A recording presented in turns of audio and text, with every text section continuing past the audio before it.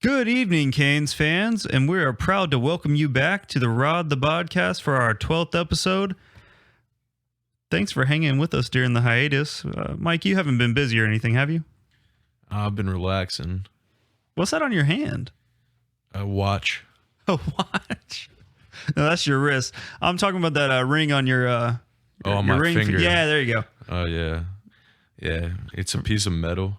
For those that don't know or didn't listen to the last episode, Mike has, of course, gotten married, and we do have a clip that's about 4 minutes long that, I think we're going to post at some point, but we're going to keep that in the box for now. Thank you for being with us. We're happy to be back behind the mics, see if we remember how to do this, but jam-packed episode tonight, previewing the season. It's here, Thursday night. Canes at home versus the Islanders, and which should, no doubt be a outstanding contest, terrific energy in PNC Arena, and we're excited for it. Mike, any thoughts before we get going? No, it should be an interesting season. I'm excited to watch how it unfolds for sure. Well, the fans are going to hear what we think tonight as far as, projections, player projection, point totals, how we think the team's going to do, who we think is going to win the Stanley Cup, all those fun things. But first, I think with the announcement today, I think there's no better jumping off point in previewing the season than the initial roster. Mike, you want to give us a quick rundown? Yeah, so we got the 23-player roster. There's more than 23, but we'll get into detail about that. So we got Ajo, Necas, Svechnikov, Trocheck, Kotkaniemi, Teravainen, Stahl, Niederreiter, Faust, Stepan, Martinuk, Lorentz, Drury, Jarvis, Slavin, D'Angelo, Shea, Pesci, Cole, Bear, Brendan Smith, not CJ Smith, don't get confused there, Anderson, Ranta, Makaniemi, and then we've got Gardner on LTIR, and then we had Jamison Reese on non-roster injured, which, to be completely honest with you, I have no idea what that is. We're supposed to be the experts, quote unquote, but I don't know what that is either, so we're going to move forward.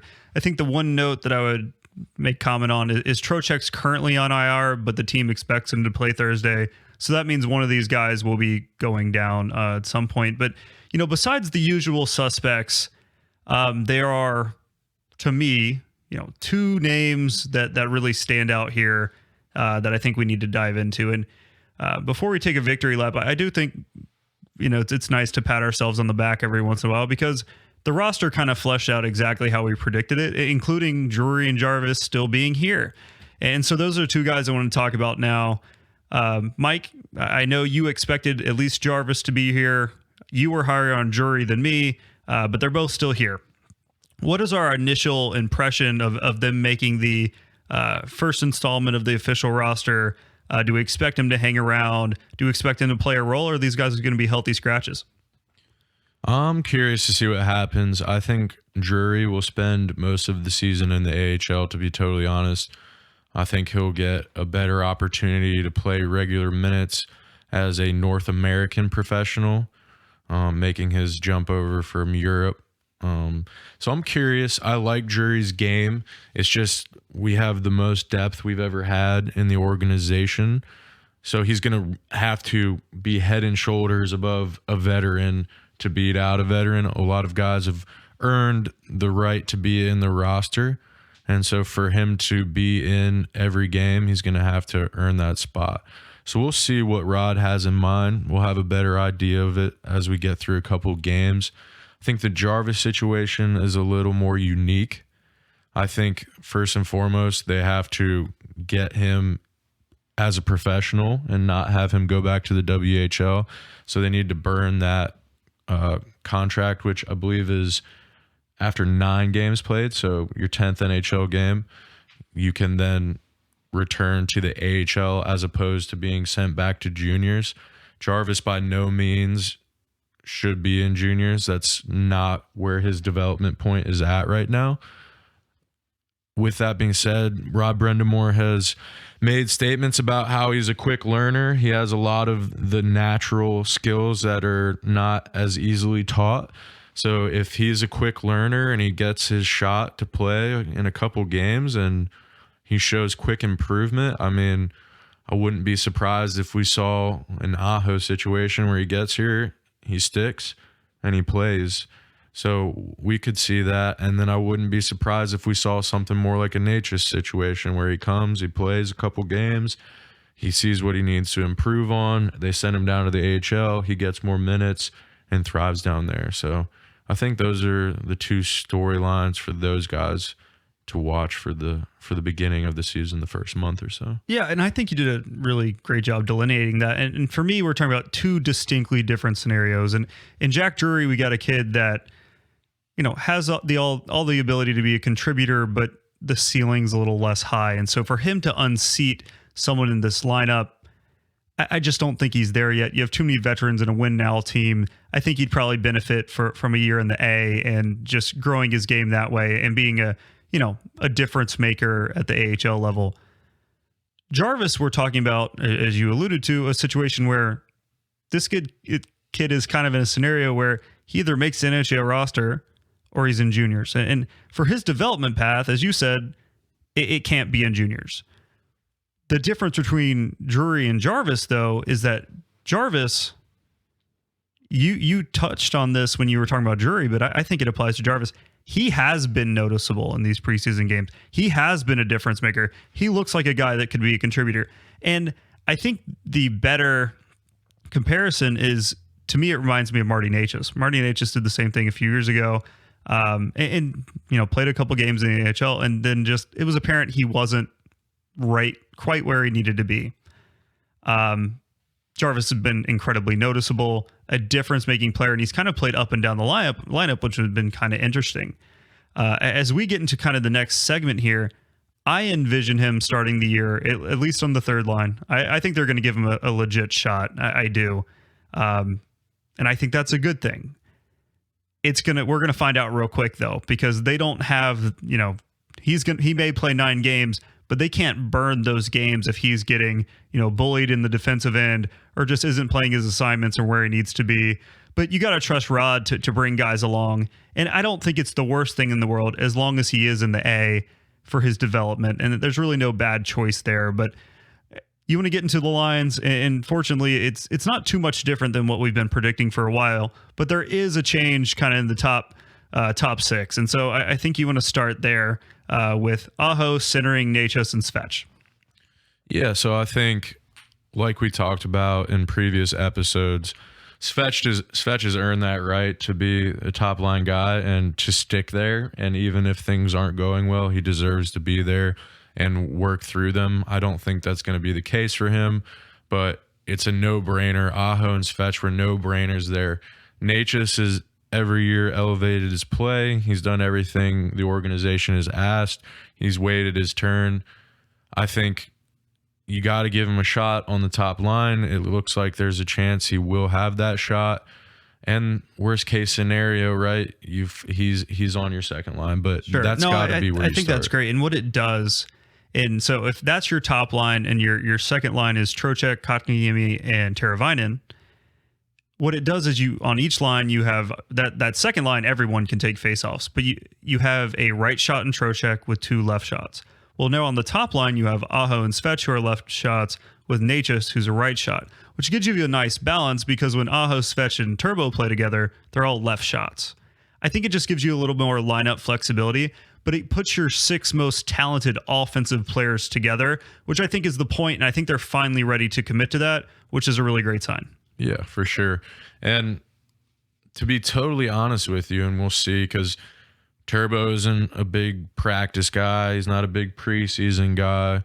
And we talk about Jarvis in the lineup, and a spot that I could see Jarvis going is I could see you playing Turbo with Niederreiter and Stahl if Turbo's not up to speed game 1, game 2.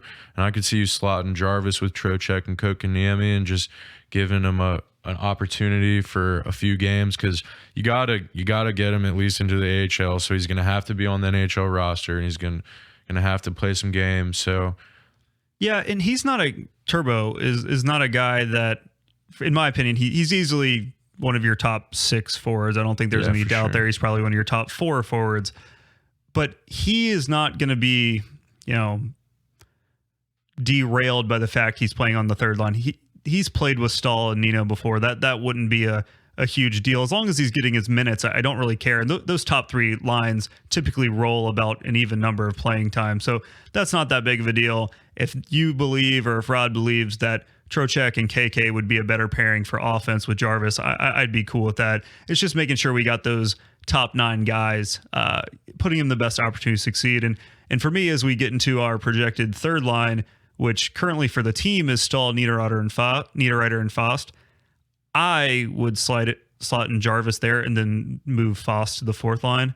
I think that's probably a really easy fit for everyone. With who you pulling out there though? With Stepan, Martinook, and Lorentz, who's coming out of the lineup if you're inserting Jarvis?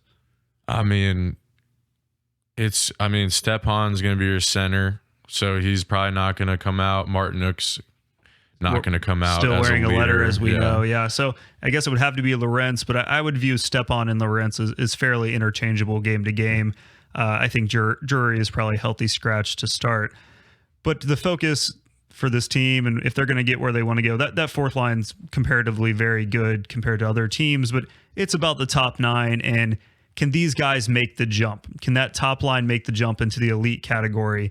I think it's considered, in the top 10 range traditionally, Svech, Aho, Teravainen. But can this collection of guys maybe push for top 5? Because if that happens, then you're talking about a team that's raised itself into a different category. Because of how I've phrased it going into the year, I think they're in the 6 to 10 range, as we'll talk about a little later, whereas last year they were in the top 4 range. Well, if those guys make the jump, you're back into that top 4 category, which could be the difference in the season. I think the second line is going to be a lot more potent. I like what I've seen from KK in the preseason. It's no doubt a talented team, and for this early, forget the scores, throw all that stuff out, but they look like they have chemistry, and I'm excited to see them play. Yeah, and I think you look at the first line, and Aho, Necas, and Svechnikov is going to be a line that plays very fast and takes a lot of, or creates a lot of high danger opportunities, right? That's going to be a line that looks to capitalize on turnovers and anything along those lines. They're going to play really fast. And then you look at Trocheck, Kokaniemi, and Teravainen. You have Kokaniemi and Teravainen as 2 guys that are excellent in terms of puck possession, right? So that's a line that you can kind of get into the zone, sit in the zone, and set up your play, work it around, and find Trocheck to finish a player. Yeah, and Trocheck's a great two-way player, and so is KK. So, all those guys can go up and down. I think my concern with how it's currently constructed with the top line is, can that group, Aho, Necas, Svech, on the road avoid getting bullied by other teams' top lines? They're going to have to, right? Because you got 2 guys that are, Aho has shown himself to be a really good two-way player, still struggles a little bit with physicality. Necas was much better a year ago than he was his true rookie year. Svech, been pretty up and down defensively, obviously has the body to do it and physicality to do it, just a little inconsistent with the stick infractions. You just worry that group can get exposed by other teams' top lines. That's my only concern, but I think they're also going to put a lot of stress on the other team, which at least early in the year, I want to see. Let's rocket fuel this thing and see if they can be the aggressor for 82 games. And I think it starts with this top 6. Yeah, for sure. And like I was alluding to, the top line is going to have to be your line that's just offensively dangerous all the time. I think they will be. Your second line has great potential to be a puck possession line. Your third line is going to be the line we've always seen it be. If it's Stahl, Niederreiter, and Faust, that's going to be a line that grinds you down. And the way the team's constructed is, no matter who's in the lineup, your fourth line is going to do that too. And you have another fourth line in the wings, right? We have several guys in the AHL. You have Drury, Jarvis. You have a lot of NHL caliber players that aren't in these top 4 lines as currently constructed. So you got to like that from a injury standpoint. There's a lot of coverage for injuries right now, and just B, from roster competition within. I think it's in a really healthy spot for the forward group. Yeah, to your point, terrific organizational depth, as they would say, especially in the forward group, which is kind of amazing considering what it was like when Tom Dundon took over. Last thing before we get into kind of player projections, talking about that third line, I mentioned earlier that I thought the difference could be Aho or Svech or Necas, that top group kind of taking the next step into the elite category. I think another aspect of that is, do you regress if Stahl and Niederreiter come back to earth a little bit this year? Because as we go into player projections, I'm not envisioning Stahl, keeping up the same points per game pace. He has 38 points in 52 games when he, barely cracked 40 over 82 games for the majority of his career here in Carolina. We all know Nino can be a little Dr. Jekyll and Mr. Hyde, potted 20 goals in 54 games last year, but the year before couldn't sniff one. So that can also be the difference. We're talking regression there, but starting with Sebastian Ajo, I think there's no better jumping off point than, the current best player on the Hurricanes. I'm setting an over-under at 90.5 points. Are you taking over-under there? Is he getting over 90 points this year? I'm going under on that, and I can tell you exactly how many points I think he's going to get. I have Ajo going 35, 52 for 87 this year. I was told there would not be math. Yeah. I like to throw things off a little bit. So I'm also going under, but I'm right at the line. I think he touches 90 this year, with 39 goals. That's kind of where I'm feeling. What's the math there? 39 and what, Jordan? Don't ask me that. Come on. Would it be 51? 51? Yeah, there we go. Next, the largest contract in Canes history, the Golden Boy, the franchise. Does he make the jump this year? Does he break 40? Does he get out of the funk that he had just a year ago and become one of the preeminent wingers in the NHL? What do you got for Andrei Svechnikov? So Svech, I have him at exactly a point a game player this year. Love it. I have him at 33 goals and 49 assists for 82 points. Okay. I have him at 78 points and 42 goals. Okay, so you have him putting the puck in the net. Putting the puck in the net. He's playing with some playmakers. I projected this jump last year. I thought he'd be more of a potent goal scorer. He's a terrific playmaker, and so maybe I'm underestimating him there, especially by giving him 42 goals. That math's probably not good enough on the assist column, but I think the guy makes the jump. I wouldn't be shocked if he broke 80 points this year, and I'm the biggest fan. He's going to be a superstar. He just continues to develop. Another guy on a similar trajectory with maybe a slightly lower ceiling, the third member of our current first line, Martin Necas. Great golf partner today, by the way. I don't know if you saw that. Yeah, incredible. Harry Styles himself. With him and Ajo just hitting the links. Mr. The combo Watermelon we didn't know we needed. Yeah. What do you got for Marty Nachos? I've got him at 69 points because I was feeling 70, but I just said for good luck we're going to go 69. So I have him putting 24 in the back of the net with 45 assists. I really like that projection. I like that one a lot. In my mind, him with 69 points probably means you got some Rod Blendamore. I didn't mean to do that. Put it in the blender so he wouldn't be playing with Ajo and Svech all year. But I think those are really good projections. I'll have him at slightly lower, 68, but 25 goals. So subtract one, add one. All right. So you're going 25 and 43, eh? Yep. For 68. I like it. My prediction wasn't as nice as yours. Yeah. Nice. We're not going to go player by player. I think we just wanted to point out a few. I have Trocheck at 64 points. Teravainen at 71. Any thoughts there? For Trocheck, I mean, it's health, right? Sure. I think I would be more comfortable betting on points per game for Trocheck, and I probably have him around 0.85 points per game, and it just depends on how many games he plays.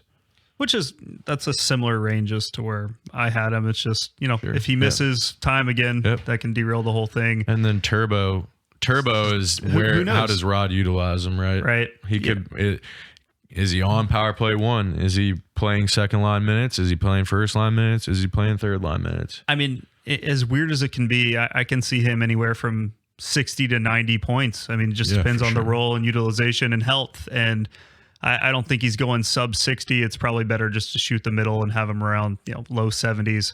Yeah. But obviously incredibly talented player, but we're also being pretty generous in these point totals. We've never had a team really produce this many guys in this range. So For sure. I'm not trying to be too homery. I'm just saying somewhere in the 60 to 90 range, and it's all utilization, but for fairness, 71. Yeah. And I mean, I think it's a perfect example of when Rod was talking and saying, like, yeah, you could be a guy that scores 30 goals and blah, blah, blah, and not be the best result for the team, right? Or you can be a guy that scores 20, plays a different role. I think you could see that being Turbo. I could see Turbo focusing on being more of a shutdown forward and getting more matchups against first lines. I could see him being a guy like he's been in the past, doing a lot of penalty killing and doing a lot of that heavy lifting, which is going to make his totals in points most likely drop a little bit. With that being said, his value is just as high as ever. So sure, we'll just have to see. Who knows what his role will be, but he's one of the top 4 to 6 forwards on the team, and we really feel confident in him.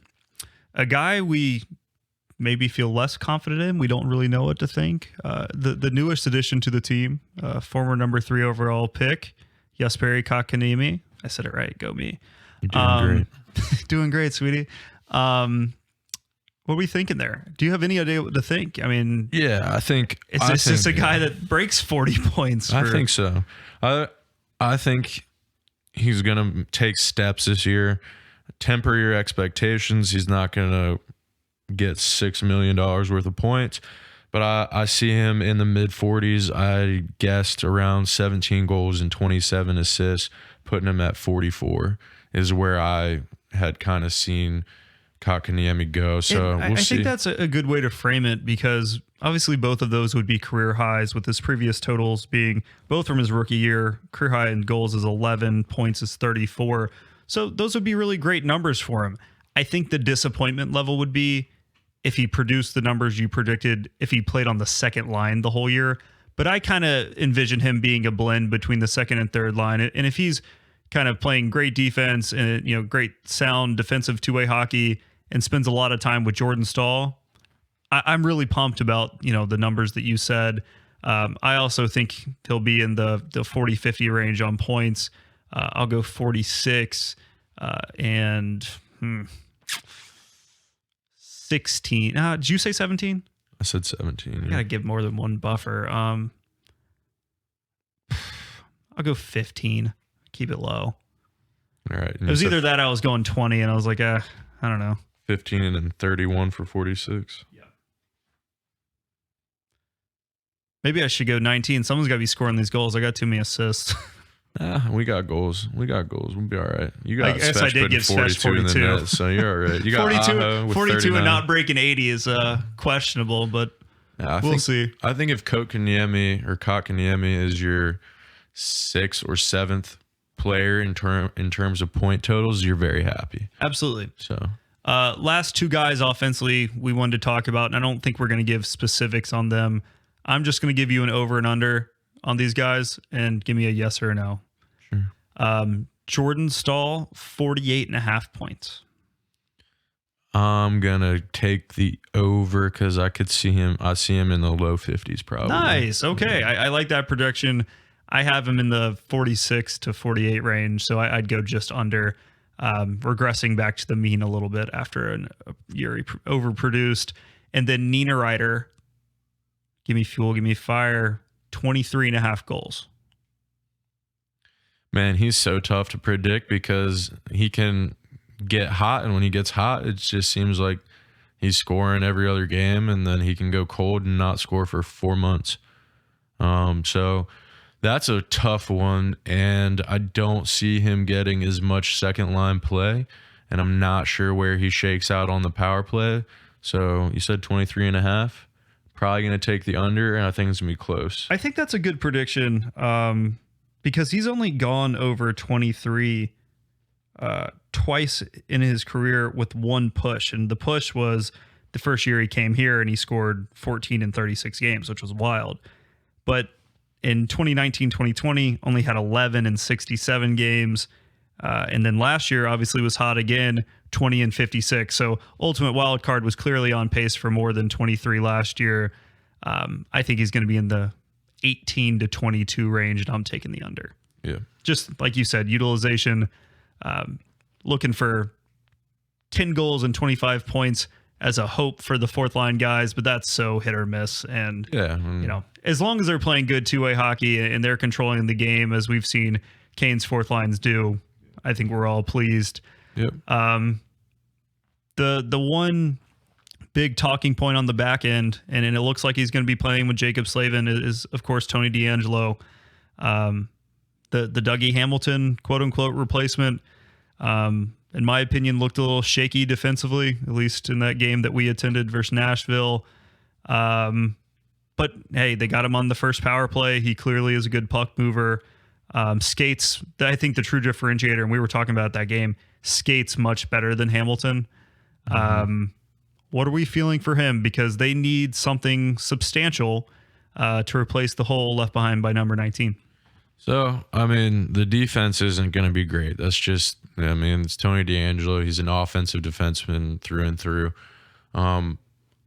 I think he's going to be in the high 40s for points. I had him at 48 with 12 goals and 36 assists. I think he's just going to be a power play guy. I think Slavin's going to do his best job to cover him up defensively. And hopefully, if we can replace a decent portion of Dougie's contribution, I think the rest of the lineup is built really strongly. And I think the third pairing, like we've talked about in the past, is massively improved. So if they can do just 75% of Dougie's production, then I think the team is totally fine. Yeah, that's what we've been calling for the whole time, is if he could provide 75 to 80% of the production for a ninth of the cost, it's a win for the team. Seems like he's assimilated to the lineup, and guys are, for the most part, enjoying playing with him. He's hearing nothing but good reports so far, which is a good sign. Who knows if that changes at some point. But in my opinion, point total, you need him to be 45 at least, right? That's kind of the minimum if he's, the point guy on your power play, the PP quarterback for, what was one of the top units in the league last year. I'll say 48 and 12 goals. Yep, so we're the same. Oh, did we really? Yeah. I'll change that up. 49 and 12 goals. Okay. I think you had 15 goals, didn't you? No, 12 and 36. Jeez, I was paying attention. 12, and you're 12 and 37. I had one more point, yeah. So as of now, it looks like Brett Pesce is quarterbacking the second power play unit. I think you'll probably see some rotation there. We know what we're getting from Slavin and Pesce, and maybe we see Ethan Bear get an opportunity to quarterback the second unit at some point. But those are all the guys that we're going to detail point totals for, because the rest are just kind of unpredictable.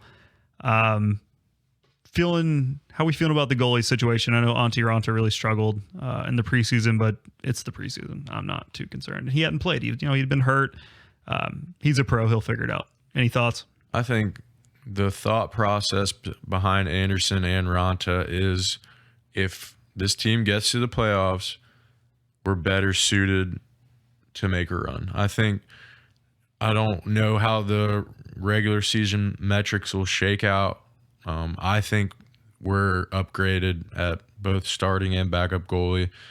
I think this team is going to take a little bit of time, right? Anderson being a positional goalie, you got to figure out, your defense has to figure out where you like shooters to be pushed to and all that stuff. And there's a learning curve there a little bit. Obviously, Rod makes the joke, their only job is to save the puck, so they're not hard to blah, blah, blah. But the reality is they have to get used to the players in front of them a little bit so that they understand how to read the play. You have to know what your teammates are going to do before you make your decision. And once that becomes instinct, I think both guys will shape up well. Hopefully they stay healthy, but I think they are set to have a better mentality. Anderson is known for having ice in his veins. It hasn't always worked out, but if we can get to a spot where this team gets hot late in the year and he's feeling himself, then I think we'll be in a really good position. Yeah, so we're both very much on record that even if the numbers regress this year, we feel better about the goalie situation.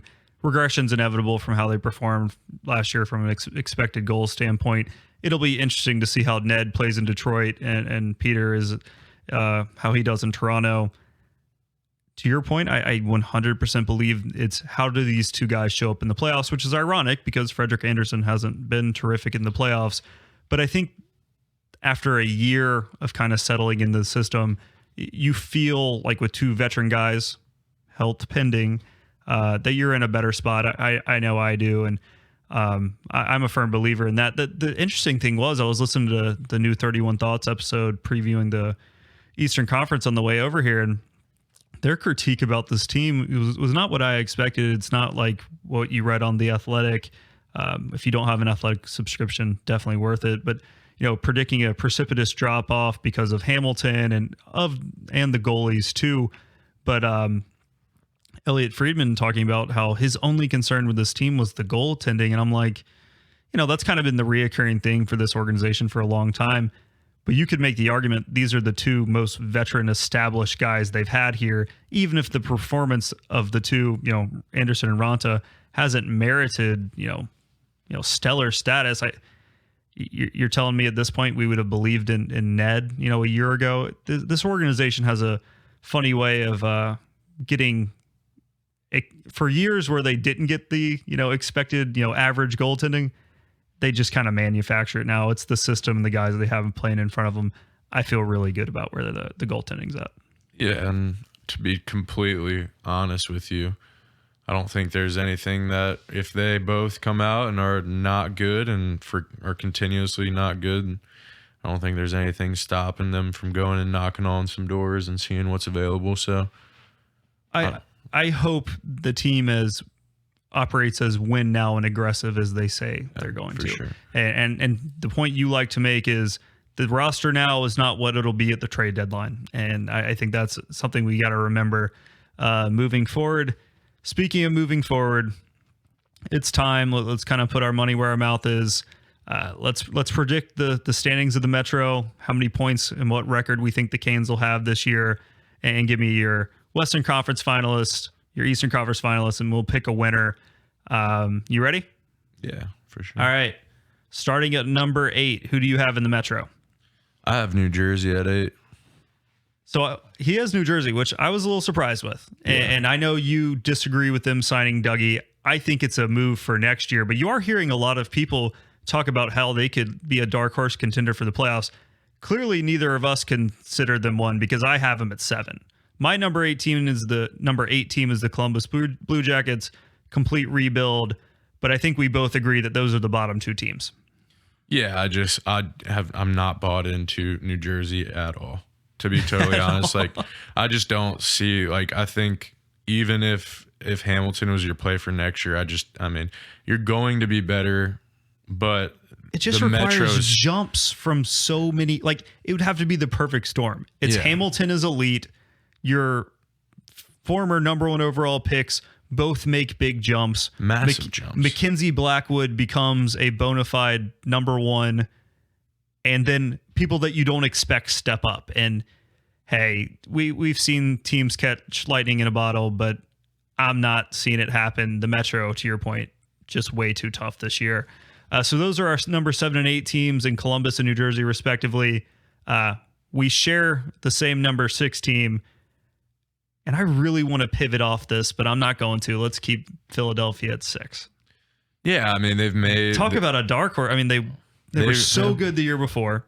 Were terrible in the East last year. And now we're sitting here at 6, and I'm going, I don't know. I think that, there's a lot of potential. You could make an argument. Yeah. 3, 4, 5, and 6 could all flip-flop at any point. I don't think any of the teams we have at 3, 4, 5, or 6 are locks for their position at all. I could paint a picture where all the studs for Philadelphia have resurgent years, how we expected them to last year, and they win the Metro. Or they could tank again, and they're terrible. More likely than not, the truth's somewhere in the middle. That's why I kind of wanted to move to 5, but I think 6 is a good spot based on what we know now and what Carter Hart has shown thus far in his career. I think anyone that we have at 3, 4, 5, or 6 is 3, 4, 5, or 6 with the potential to be 3. That's just the reality, right? Because I think I feel like there is a top 2 teams in the Metro, and then I feel like there's that middle pack that is just going to abuse each other for the entire season, and it's just going to be who can stay healthy, who has players that don't regress, or who has players that make great leaps and bounds forward. So, well speaking of great leaps and bounds, my number 5 team, who is not yours, is the New York Rangers, a team that, if New Jersey has some buzz, the Rangers definitely have some buzz. And it's a team that started out terribly last year and caught fire towards the end. And what I think was the toughest division in hockey, the East. I would not be shocked if the Rangers were a playoff team. I think they check a lot of boxes. They're young, supremely talented. I think they're the team, in my mind, that mostly mimics where Carolina was a few years ago, with maybe even potentially, better goaltending upside. If Shesterkin is the guy that I think he is, candidly. This one feels wrong. I just could not put them above Pittsburgh or Washington just yet. And maybe this is a year I get burned for it, but you have Washington at 5. I have Washington at 5. I think it's the end of the road. I think we're getting close to rebuilding time there in Washington. I have people I know that won't like to hear that. I think I know who you're talking about. Hey, Chandler's not going to love that. When you have the run that they've had, it's inevitable, especially with salary cap. So I have them at 5. Honestly, like I said, 5, but could be 3rd. I do favor the Rangers a little bit. I think they have more potential, and if the team plays to the level that I think they can, they're super dangerous. And it starts in net. I'm a big believer in Shesterkin. I think he's going to be the next great Rangers goalie. So we'll see what happens there. And then, they've got a solid crop of forwards. The returning Norris winner, former Carolina Hurricane Adam Fox. Legend. So, you got guys that in that lineup, it's going to happen, right? Yeah. Kako, Lafreniere, you're making me feel like I should have them in the playoffs, but I'm sticking to it. And the list goes on. They're pretty rich with talent. Can they capitalize on it? I think they will. I think they will be a wild card team out of the Metro. All right. So from this point forward, we both have 4 teams coming out of the Metro and 4 teams coming out of the Atlantic. So from this point forward, every team would be a playoff team for us. We already talked a lot about the Rangers, who's your number 4 team. I have Washington. Man, they looked about done last year in the playoffs. Kind of just rolled over like it's time. Like they have passed their window. And historically, though, when you get a team like this, and you've seen it out of Pittsburgh a little bit, teams with a lot of pride that have been champions and hung around usually have one more run in them. And I think this is kind of it, because they see the writing on the wall. And I just think Samsonov's going to play better. He had such a weird year with COVID and all those things that I'm going to buy in, and maybe I'll get burnt, because I think if anyone drops out, it's probably them. But they made it through the East last year, which I think was pretty daunting, and grinded on them.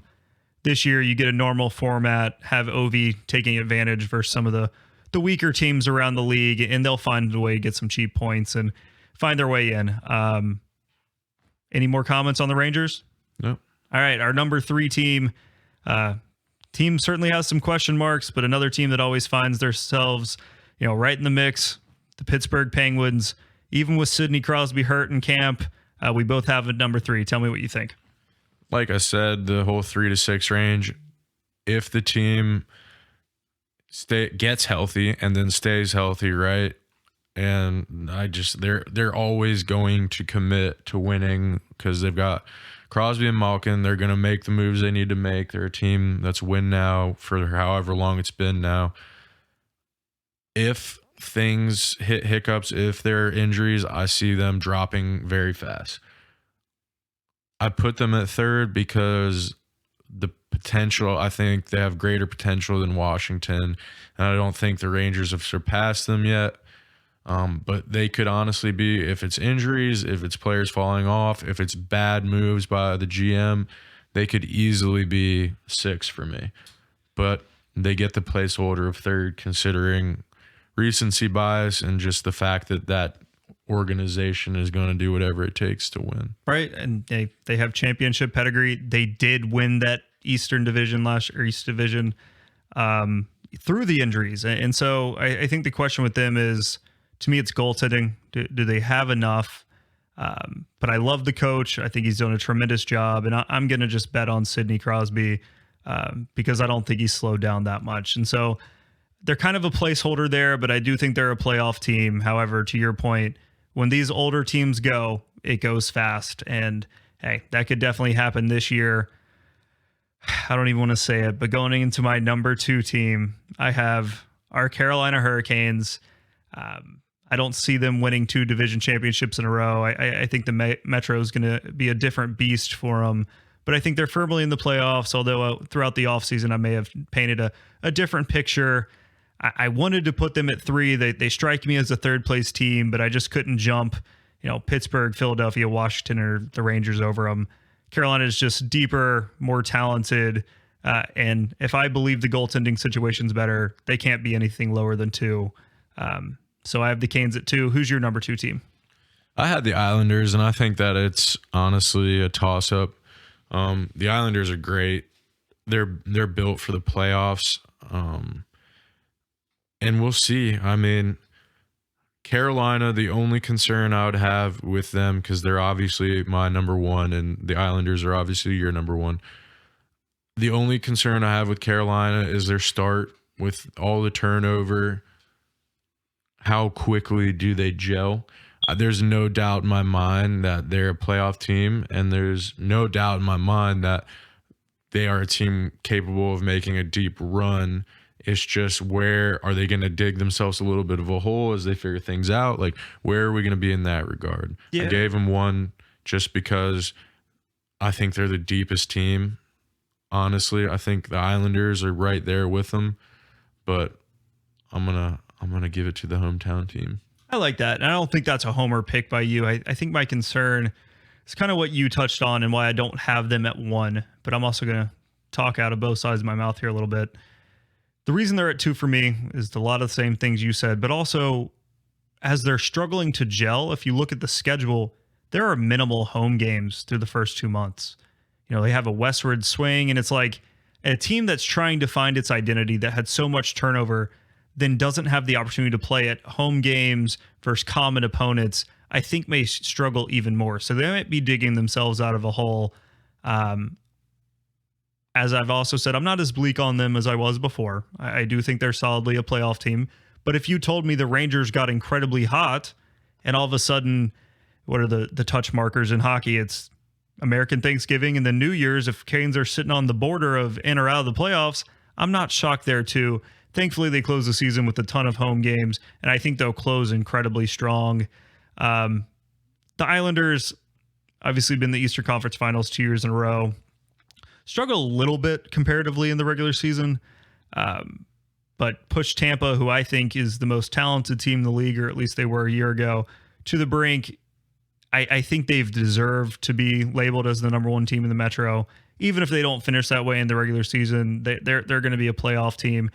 If you wanted to argue that Carolina is the better regular season team and have them at number 1, as you do, all for it. I can get behind it. That scenario is not outlandish to me in the slightest. However, even though Carolina has played them very well in the recent series that they have had, the Islanders just are more built for the playoffs at this point, and maybe the goaltending in Carolina will be the difference to turn over a new leaf. But as of now, the Islanders, for their playoff pedigree, have earned my number 1 slot.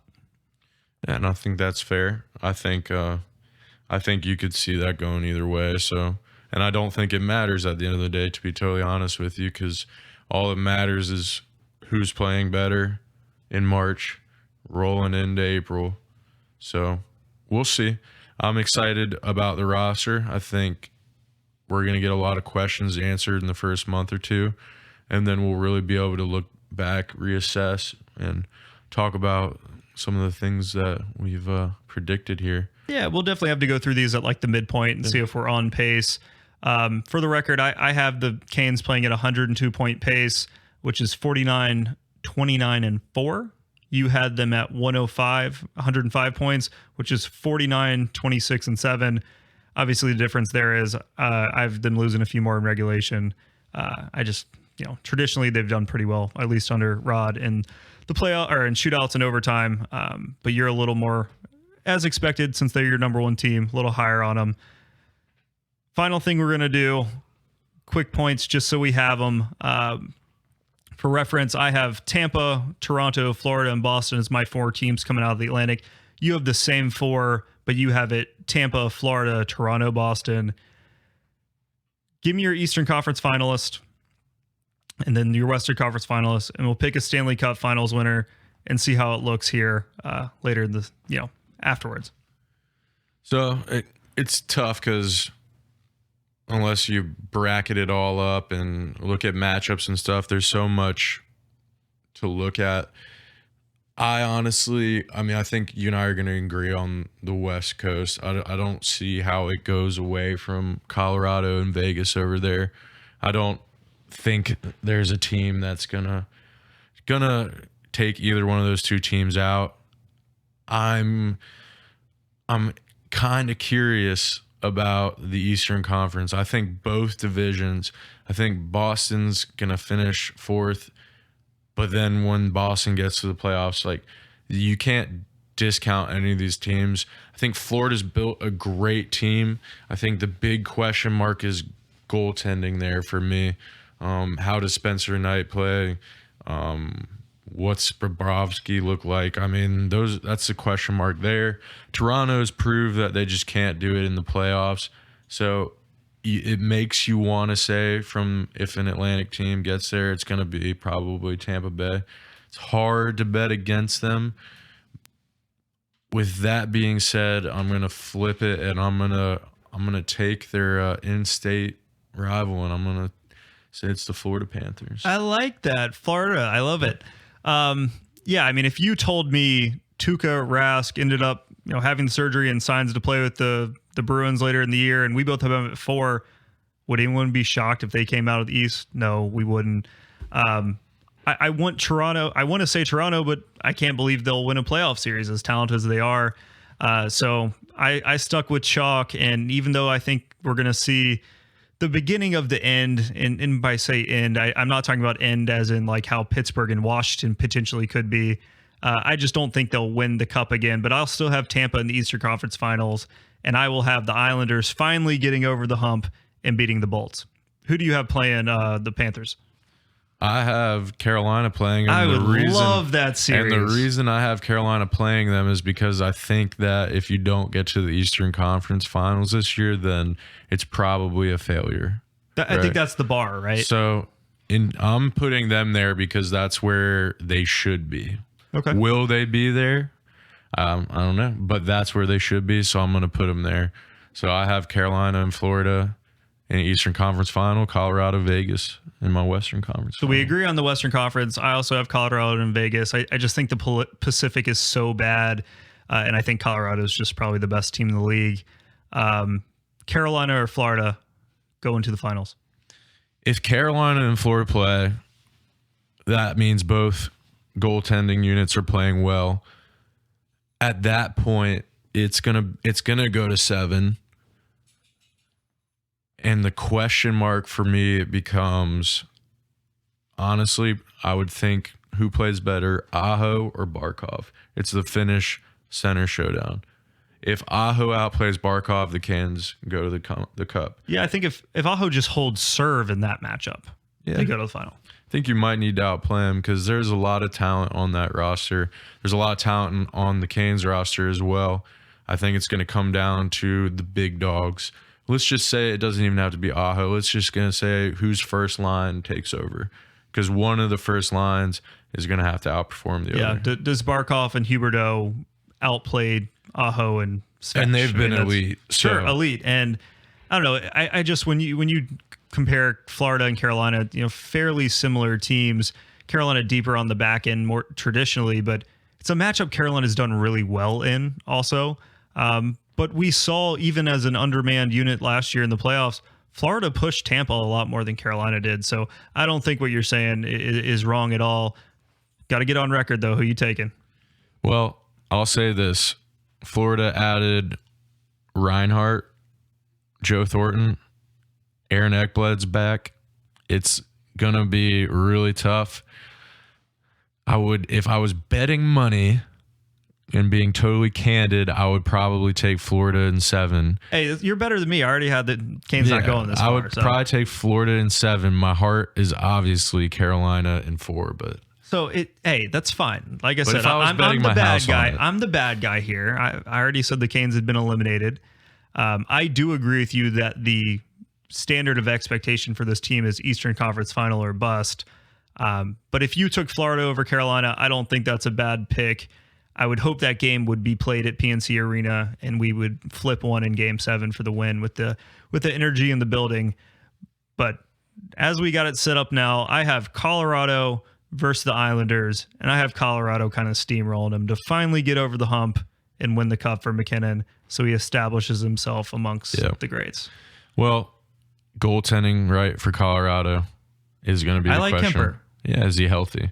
If Kemper is healthy... That's always the question. If Kemper is healthy, I think, I would hope that Colorado has learned from it, right? Landeskog is back. The team is great. Kemper is probably a little bit of an upgrade in goal when healthy. That team's got to be in the Stanley Cup final. I think if Kemper is healthy and that team is firing on all cylinders and McKinnon decides that he's going to take the series over, I think Colorado wins and it's less than 7 games. I agree. So we both have the Avs winning the cup, kind of a chalk pick as they enter the year as the favorites. But a long way to go. I mean, no one predicted Montreal getting to the finals last year. And even though the chalk team won, that doesn't always happen. So get to the dance. Crazy things, are known to occur in the playoffs. We will make sure to tweet out all of our predictions. And I'm looking forward to seeing who's right. On a surface level, I like your picks a little bit more if I'm being candid. So we'll see how it goes. We'll see. Anything else before we get out of here, Mike? This was a fun episode. I know we're excited for Thursday. Any final thoughts? I can't wait to laugh at all of this at the end of the season. New Jersey Devils win the Stanley Cup. Oh, if the New Jersey Devils win the Stanley Cup, we got to cancel the podcast. I don't even know what I'll do to myself. It's officially the Dougie Hamilton podcast if the Devils win the Cup. Taking home the heart. All and this the Conn equipment Smythe. will be in my backyard. You can come pick it up if you want it. Well, I feel pretty confident that will not be happening. So you guys are stuck with us for a little longer. But once again, thank you for joining us. As always, we appreciate it. We apologize for the long hiatus, but Mike had some pretty important things to do. So I think it's totally understandable. We'll see you guys in a week. We'll get to talk about some real hockey results and the first few games of the Carolina Hurricanes season. Mike, tell them where to find us. Make sure to click those bell notifications on whatever you are listening on right now so that every time an episode comes out, you get notified and it pops up on your homepage. As always, thanks for tuning in and be on the lookout for more Canes content.